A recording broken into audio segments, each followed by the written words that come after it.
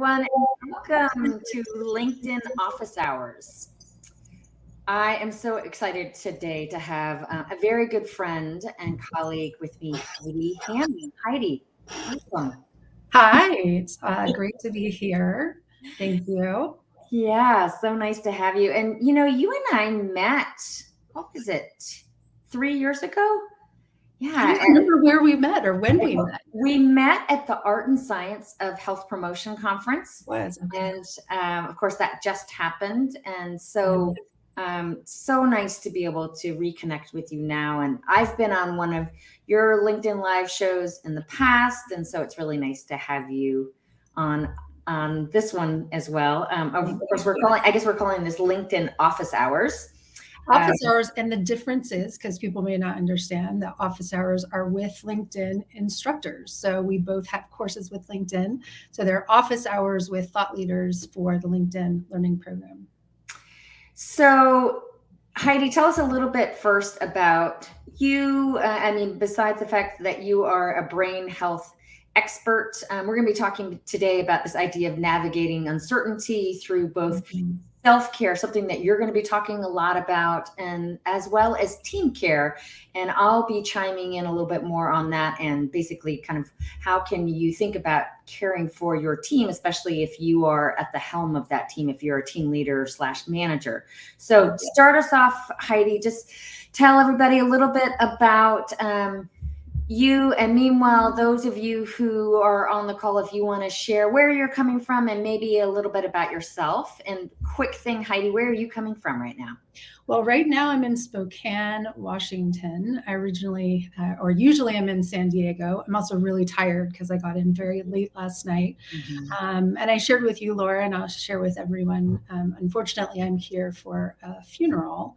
And part of the reason I actually thought I would share that is because in the midst of COVID and politics and everything else that's been going on the last couple of years, there's also life, right? And so self-care is important in a pandemic, but it's also, I feel like it's bringing to the forefront something we should have been talking more about before. So in the workplace too, people are dealing with a lot right now, in addition to the things that are obvious. So it's always funny for me to think of myself at all as an expert, because I feel like a perpetual student. But I had an amazing opportunity to work for almost 10 years for the Human Performance Institute in Florida. And there I taught psychology and nutrition and fitness, advanced training in all of those areas. And after that, I actually was going through some personal challenges with my own mental health. I've had 3 grandparents with dementia, with Alzheimer's disease.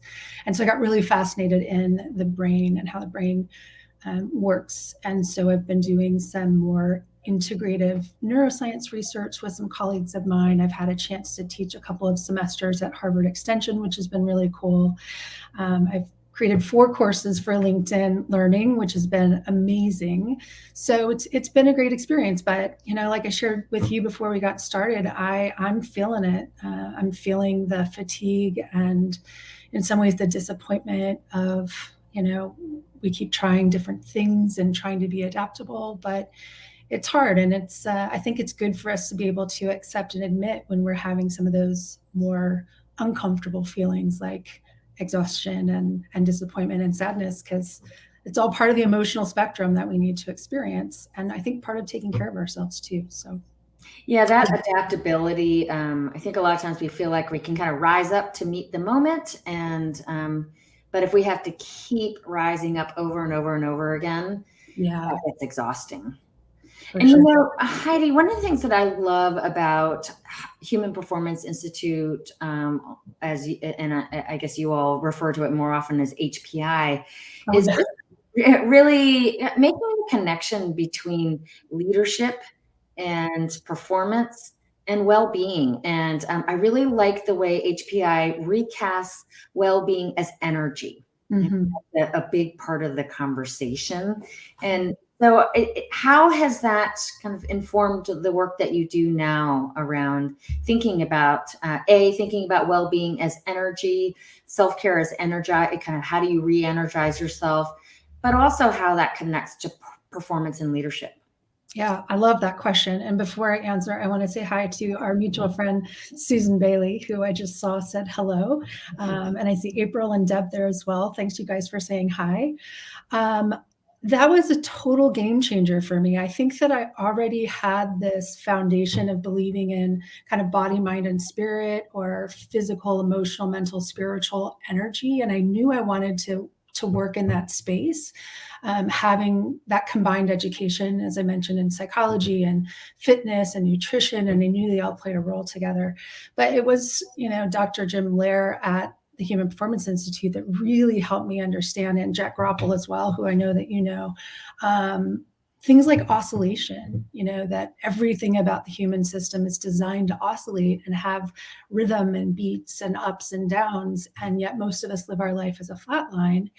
And also the value that, like, time without energy is really void of value. And we've all been someplace physically where we're not there mentally or emotionally. So a lot of these things just made so much sense to me. And I'm incredibly grateful for the experience of that. And to this day, I think about that, I may have to take time away from being quote unquote productive to do a meditation or go for a walk or get a healthy snack. But I get so much more done in the time that I have, and it's much more sustainable. And ultimately, stress, which is something I speak the most about, is the gap between demand and capacity. So that comes down to energy as well. If the brain doesn't perceive we have the energy we need, that's when stress reactions happen. So I think it's super critical. And I love that, thinking about it from an individual perspective, but also how managers and leaders can empower and inspire their teams to do it, because people are not going to do it at work unless they feel like it's part of the culture and they have good role models. So this idea of oscillating, first of all, I want to speak to that and speak to what you're doing right now, where you're at this funeral. Today is actually marks the 16th anniversary of my dad's passing. Mm-hmm. So, and when he passed, which was October 5th, 2005, and it was very unexpected. And I felt this incredible need to just try to understand, and I was really drawn to literature. So one in particular, one book that I had read in the past, but I reread, was The Unbearable Lightness of Being. And by Milan Kundera. And just, it really captured for me what I was feeling, just that our being is so, there's lightness to it, that any of us can die at any moment, and yet it is unbearable for those who are left behind. And another book that that a friend actually gave me, and this really ties to your talking about oscillations, was Joan Didion's book, The Year of Magical Thinking. And this was an autobiographical book about her losing her husband. And the year of magical thinking was that year after he died. And the emotional process that she went through, this magical thinking, where she kept thinking he would come back. So she would think, I can't give away his clothes, because what will he wear when he comes back? I can't take away his desk, because where will he work when he comes back? And so this magical thinking that we all engage in. And, I'm losing my dad. I had these kind of, over and over again, these dreams of where he would reappear. And I would think, oh my gosh, you're here.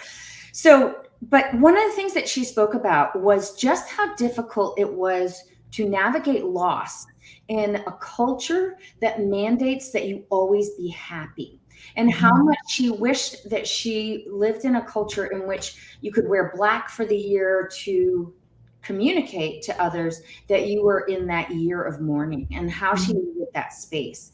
And so it's not only flatline, but I often feel like that we have to be up here all the time. We have to be at this level of performance. We have to be at this level of happiness all the time. And that there's not space to be able to dip down. There's not space to be sad. There's not space to recover, because we need to always be performing. So with that, I kind of want to move into talking a little bit more about, I think each of us has kind of shared some of our own practices around self-care. So for me, in this really hard time, it was reading was a way of self-care and kind of dropping down. And you talked about your LinkedIn Live courses. And I know that you have one that just came out. You've got 4, but most recently you've got one that's specifically on this topic of returning to work. Can you tell us just a couple of words about that? And then I can share a little bit about the LinkedIn course, learning course that I've got as well. Yeah, for sure. And I will post in the comments, excuse me, a link to the 4 courses. And if anyone here is watching and doesn't have access to LinkedIn Learning and you'd like it, I also have a free 30-day trial, and that gives you access to the whole library, so you can watch Laura's courses as well. So I did a course. The first one was actually on using stress to fuel positive change. And then I did my second course on energy management, how to recharge your own battery. The third course, ironically, came out last January about how to deal with feeling overwhelmed. So that was interesting timing, right before the pandemic started. And then just this year, I did one on returning to work or returning to the workplace, but it's less about the technical skills. It's more about dealing with the anxiety and uncertainty, and more of the emotional, and even talking about that, being able to experience the full spectrum of emotions that we have. And so I think that it's always interesting, because I feel like the courses I'm teaching are often like what I'm practicing myself, especially the overwhelm one. When that one came up, I thought, oh my gosh, I'm going to be the worst person to teach this because I'm so overwhelmed right now. But it was really helpful because I got to do research on it and then really be practical about things that people can do. So, and we teach best what we're learning ourselves. I always feel like, be careful what you claim to be an expert at, because you're going to get tested at it. I mean it all the time. I'm like, if I'm speaking about stress, something's not going to work, because otherwise, how would you know I could really deal with it? Yeah. So those are my 4 courses. And again, I'll share something in the comment section when we're done. So for our listeners, and again, thank you all so much for joining, and great to see Susan and Deb. Feel free to ask any questions. We will have some time at the end for Q&A. So Heidi, you've been really focused more on the tools that an individual can use to engage in self-care, and more relevant than ever, the course that I have on LinkedIn Learning, which just came out in July of this year, is Managers as Multipliers of Well-Being. And so really awakening managers to the critical role that they play. So whether or not wellness is part of their job description, the extent to which they embrace well-being has everything to do with the extent to which their team members can be well. And I think a lot of managers are unwittingly acting as gatekeepers, getting in the way of their team members' engagement with their well-being, when in fact they have a unique opportunity to actually become these multipliers of well-being, to really create an expansive effect around well-being. So let's dive into a little bit about well-being first. And we're going to approach this first from an individual level. And Heidi, I would love it if you could just share a little bit, especially as we're navigating this time of uncertainty. What's one thing that we can be doing around self-care that's really specific to well-being? And I like to, if we're going to define well-being, I like to say it's whatever you need to do to get a little bit closer to being your best self.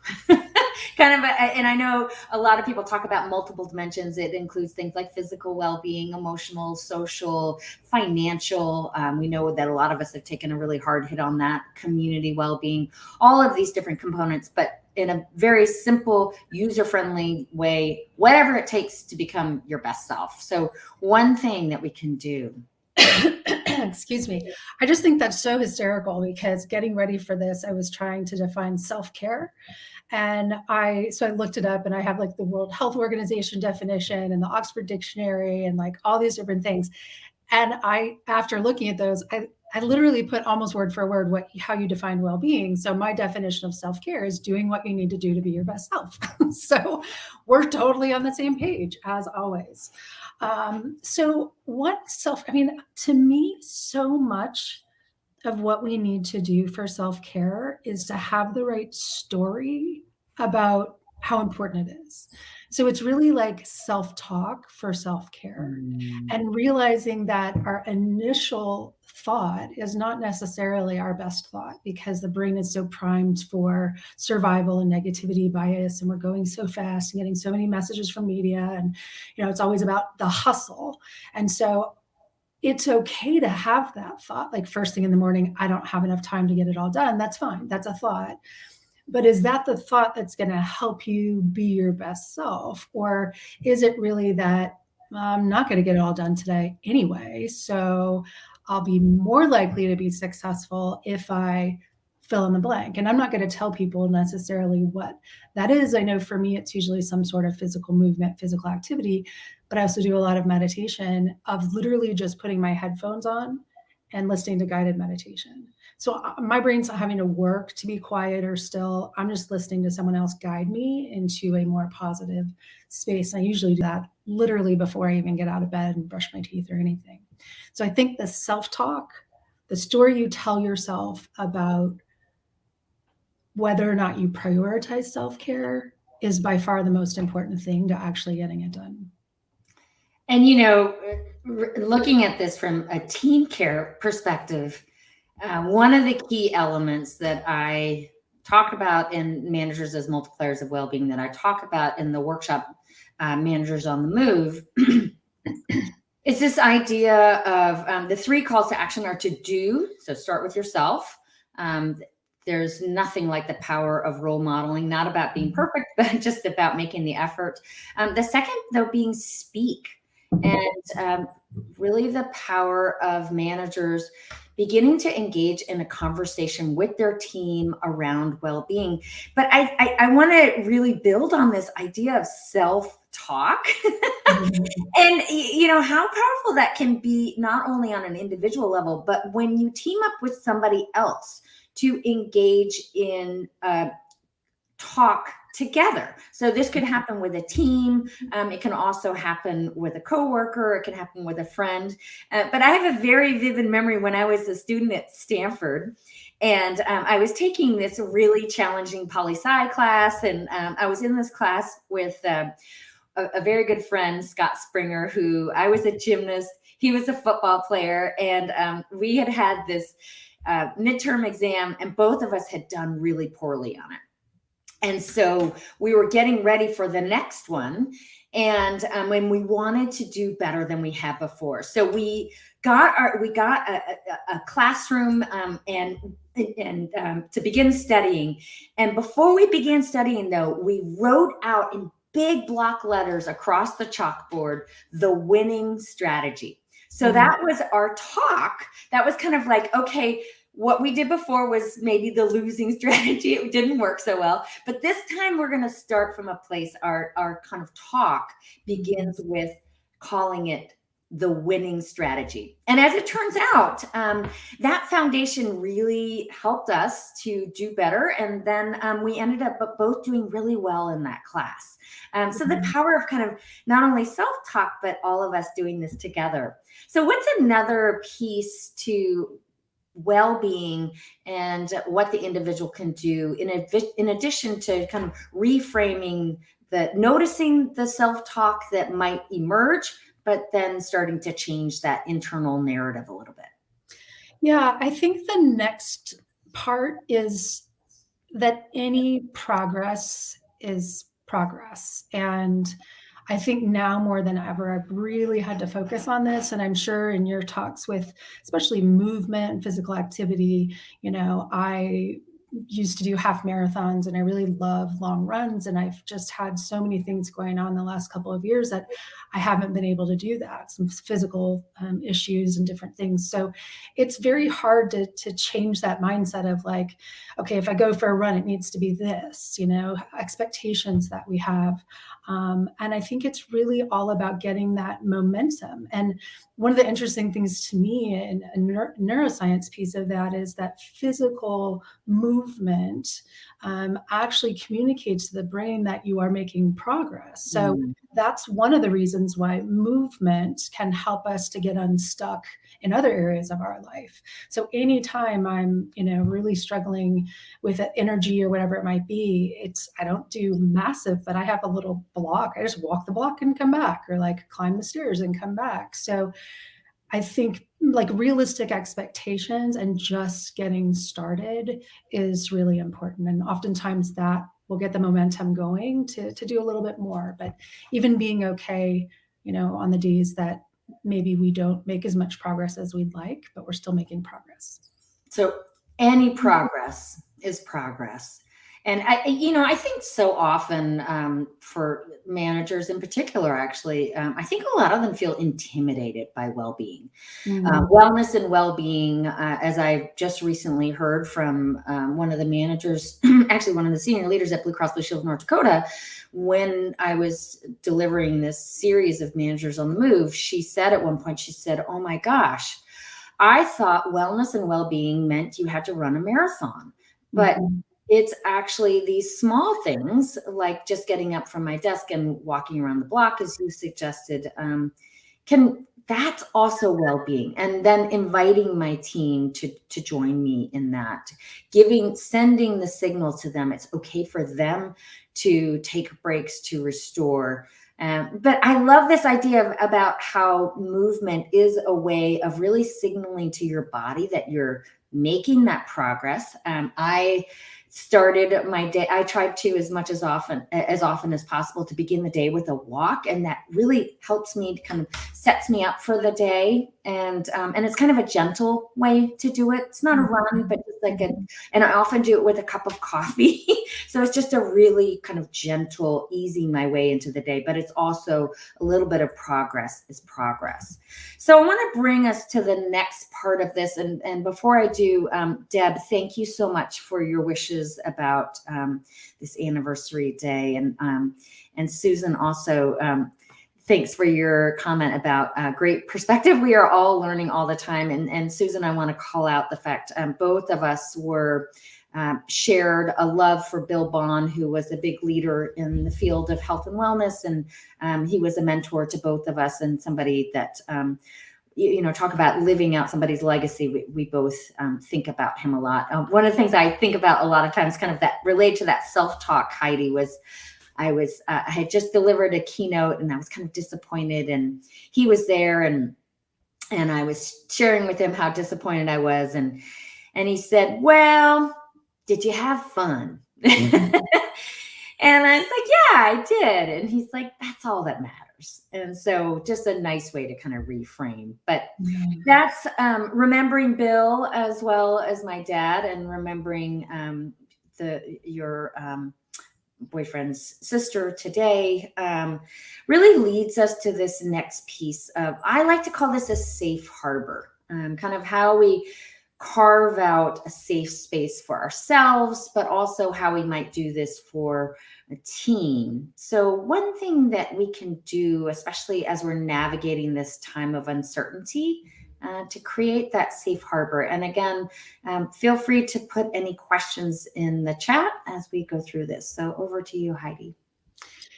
Yeah, I talked about this quite a bit, I think, in the new course about returning to work, because we can take this literally in many ways, especially if we're working and we're working from home or hybrid work. And I know it just seems to be changing all the time. For me, I feel like at home, if we're working or if we're in an office, we literally need quiet spaces. And it doesn't always feel like it's possible to get that. So I think trying the best we can to create that in our home or in our work environment. Certainly leaders can help to do that by trying to physically have maybe quiet rooms where people can go just to be quiet. Or if you need to get away, personally, I don't find Starbucks to be very quiet and relaxing, but maybe going to a park or, just going to an actual physical space, because so much of our brain is picking up sensory cues to safety and calm. And so I just think we lose sight of how important that is sometimes. And so I kind of joke and say there were moments where I literally sat in the bathtub without any water in it, just because it was private. And there was something about the feeling of the bathtub where I was like, this just feels really grounding to me. So not the most comfortable necessarily, but a little bit creative with that. And that also then and hopefully inspires you to be creative about what that might look like. So you can use essential oils or candles or colors or different things in your environment to make it feel more safe than it would if you were just kind of in the grind. So that's my first thought. And so often when we think about, how do we really practice healthy behaviors so that we can become our better self? How do we actually practice things that help to enhance our well-being?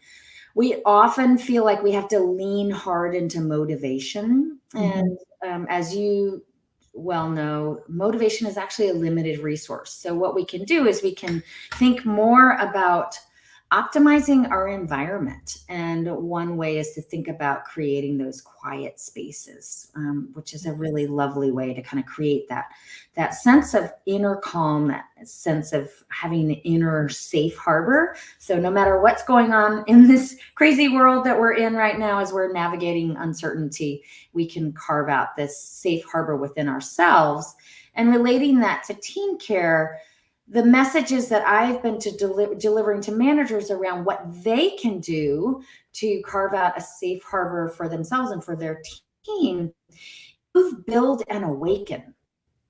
So move with your team, even if it's done virtually.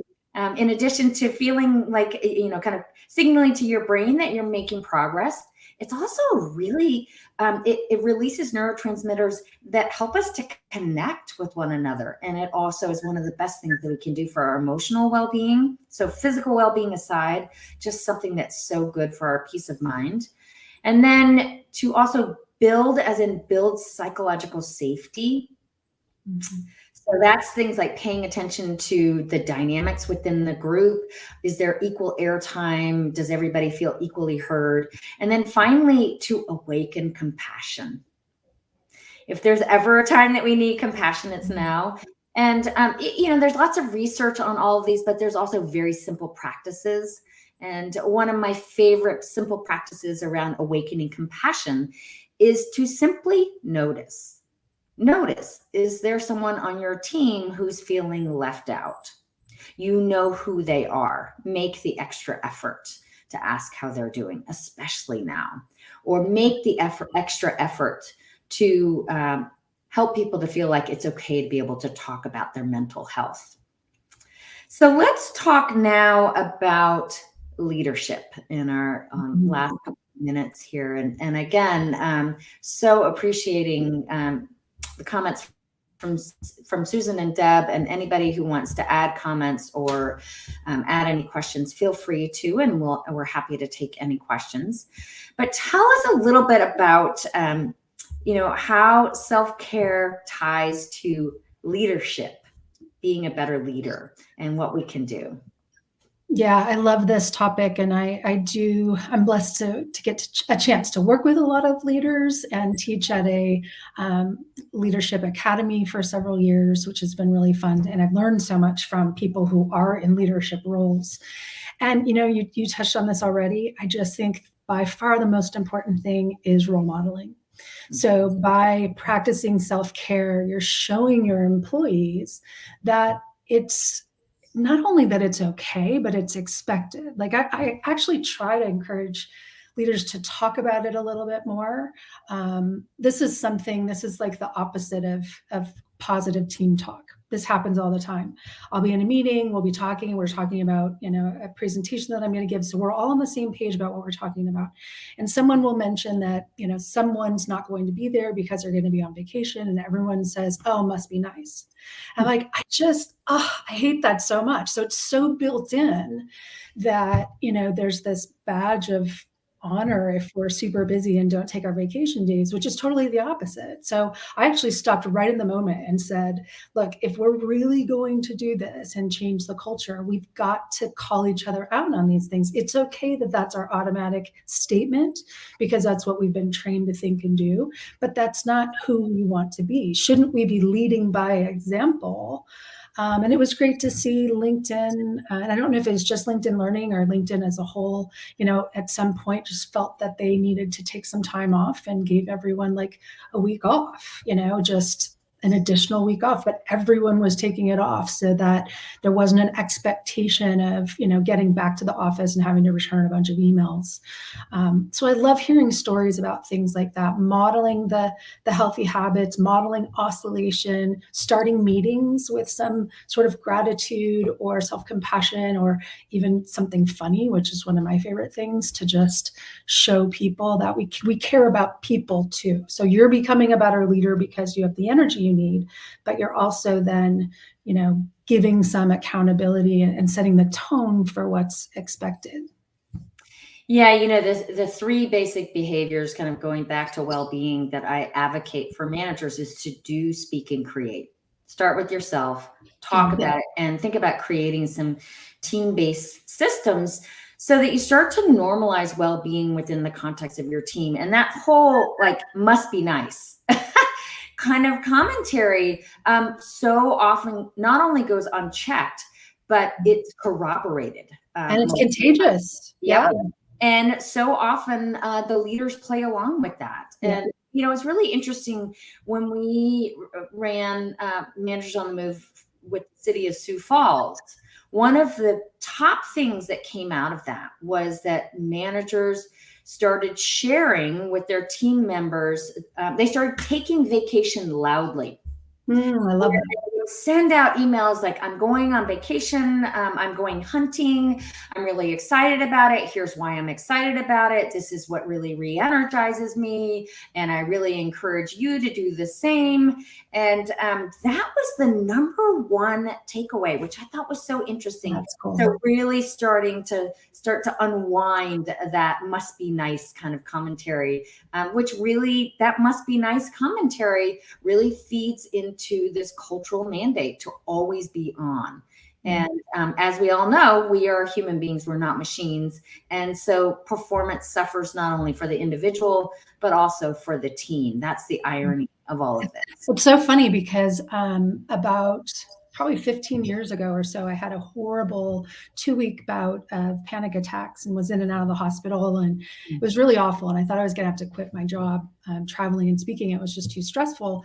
Long story short, I decided to start getting massage regularly, like once a week, to try to minimize kind of the cortisol buildup in my system. And to me, it felt just as medical as any, chiropractor or whatever. And I started speaking about it, and it was so scary, but I would say, I get a massage once a week, and I know you're all judging me and thinking it must be nice to be able to get a massage once a week. But number one, it is nice. Number two, you could do it too. It's just, and the funny part about it, to your point, that's the number one thing people come up and tell me. Years later, they'll see me and say, oh my gosh, I started getting a massage because you said it was okay. I was like, that's amazing. If that's a takeaway, is giving each other permission, that's fantastic. And then you can hold each other accountable to that as well. That whole piece about giving permission, you have permission to take care of yourself. Yes. You as a manager have permission to care for your team. The requirement, really, right? If our body is the vessel through which we do our work. Yeah. And I, in the work that I'm doing with managers, that's one of the messages that I'm sharing with them over and over again, is just how much they are positioned within the workplace to be those key permission givers. So senior leaders, they're not the key permission givers. They set the tone, they allocate resources, But the ones who are kind of day in and day out giving permission or not are those managers. But it's certainly something that we can also do for one another to continually give each other permission and to celebrate rather than ridicule when somebody else is engaging in self-care. Yeah. And that's just a reminder. I need to schedule mine. So I'm going to do that as soon as we're done. You know, one of the things I ask people to notice is more tied to motion and movement. Notice the number of times that people ask you to have a seat. Notice what happens when you say no thanks. But similarly, start to notice when you signal, hey, I'm taking care of myself, and the kind of messaging you receive back, or vice versa. What's the messaging that you're signaling to others? Yeah. So again, any questions or comments, feel free to drop those in the comments. And Heidi, what would you say is that one thing to remember that you'd like people to hold on to and thinking in this time and navigating uncertainty through self-care? What's one thing? I think the one thing that I would say is that your energy is your most valuable resource, and we are responsible for the energy we bring to the time and space that we're in. So that requires the things we've been talking about. It's going to be different for everybody. And I guess this is two things. Along with that, I think that if we could be more kind to ourselves, like if we could treat ourselves the way we would treat a loved one, we will start actually being better for everybody else too. So it's not selfish to have self-care. It's actually one way that we take care of other people.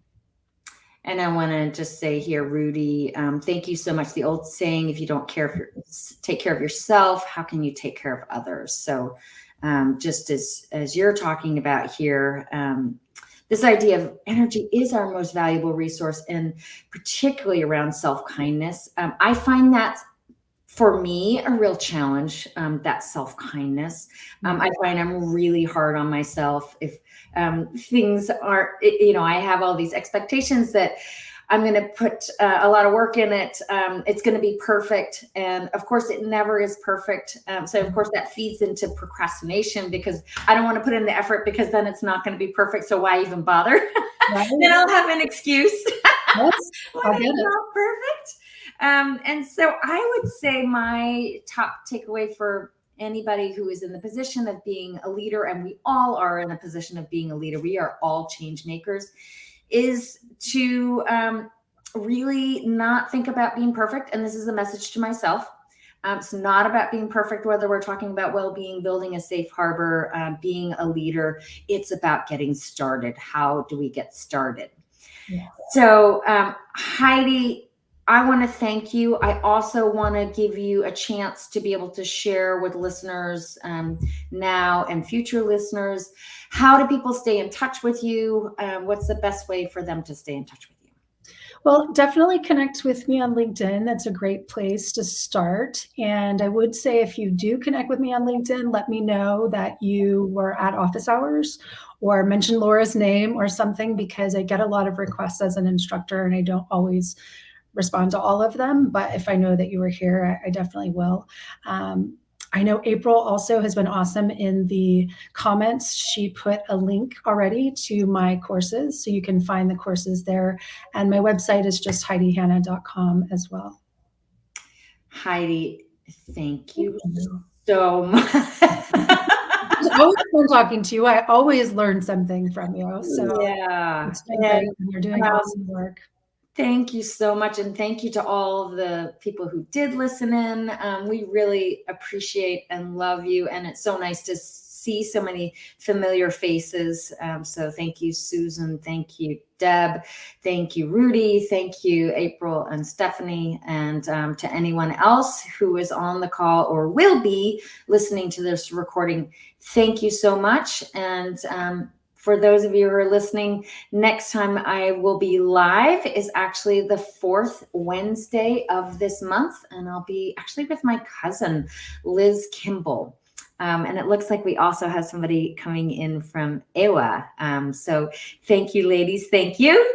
And so Heidi, thank you again. And we'll be thinking of you today. Thank you. Thank you. Everyone take care of yourself and each other. Thanks so much. See you next time. Bye.